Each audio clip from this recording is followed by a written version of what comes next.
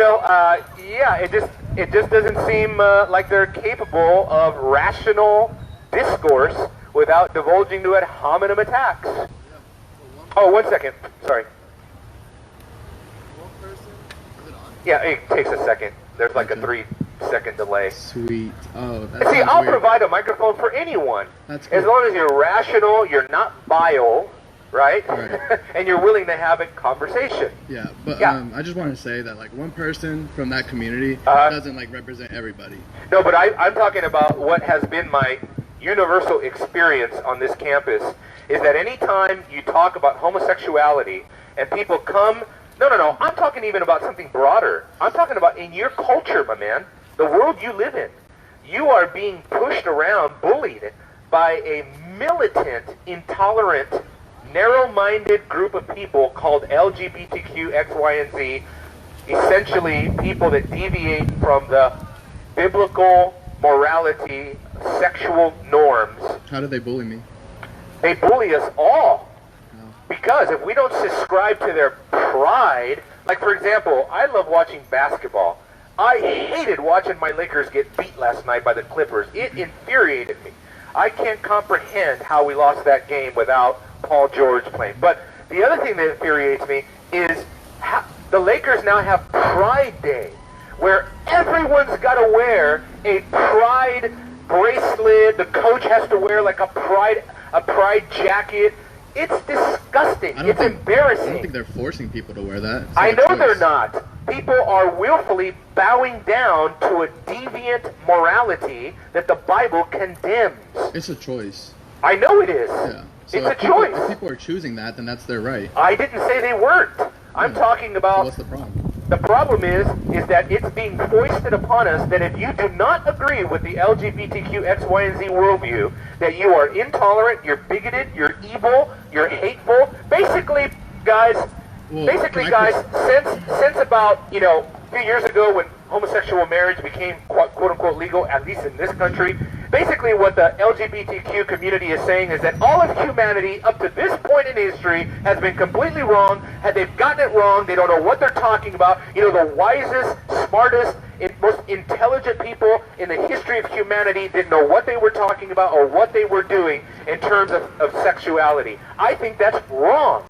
I think it's I've been forced upon for Christianity by people that are very passionate. So it's the same thing, people are passionate about other things they want. Oh, really? You go to a sporting event where they force you to embrace Christianity? No, but I went to a gym where the instructor was very Christian, and he wanted me to join his church, and I wasn't comfortable. So it's all about, people are passionate about different things. See what I mean? I mean, people are passionate about different things, and people want other people I'm to be supposed to be passionate. impressed by two girls kissing. Wow! I guess just my whole worldview now is going to change. I don't even know what to do anymore. Okay, try to stay. See what I'm saying is that Let me see. we are being force-fed this postmodern worldview. It's, according to the Bible, it's toheva. It is an abomination in God's eyes. And we're supposed to bow down to the idol of this homosexuality. I refuse to do it. Yep. One time I was walking on campus and he told me Muhammad's not gonna save you because I'm brown. So you just Because you're brown? You just basically have pussy on people. You can't do Well, that. I'm preaching the gospel, go sir. home. Well, you're free to leave. Go home, bro. Thank you. You're free to go. And last time I checked, you didn't have a ball and chain here. You're free to go. Okay. And I've never walked around telling people Muhammad's not going to save you because you're brown. Last Really? time I checked, I'm brown too. I mean, who cares? But what do you say to that? When people try to influence me to join a church and read the Bible, why are they forcing me to do that? Why are they trying to force me to do that? It's like it's the same thing. Their community is trying to. Nobody is trying to force you to go to a church. There are people that Really, who? Can you tell me who is forcing you to go to church? Well, they are highly trying to influence me. It's one thing if the homosexual person stands up and says, "Look, this is what our rights are. This is what my lifestyle is, and this is what I choose for myself." But that is not at all what's going on, my friend. You need to wake up.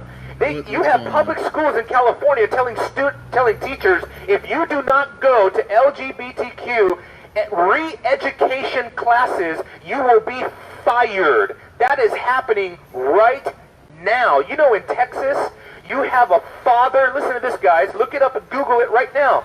You have a father who's being told he cannot interfere with his adoptive mother's, his son's adoptive mother, giving her child, which is not her biological child, giving this boy puberty-blocking hormones so that at 7 years old, he can begin transitioning into a girl.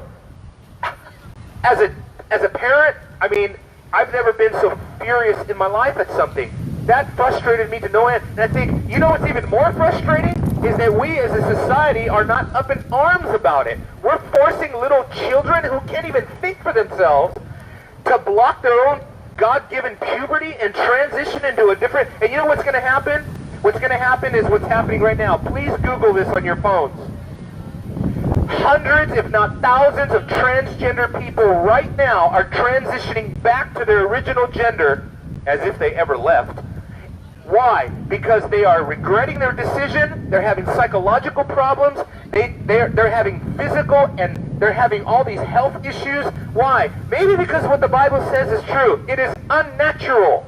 And because of that, people are regretting their decision, people are becoming depressed, and there are transgender people now all over the culture saying, this is evil, it's oppressive, it's wrong, I was deceived. Thank you. But that's just like everybody's choice and everybody's right.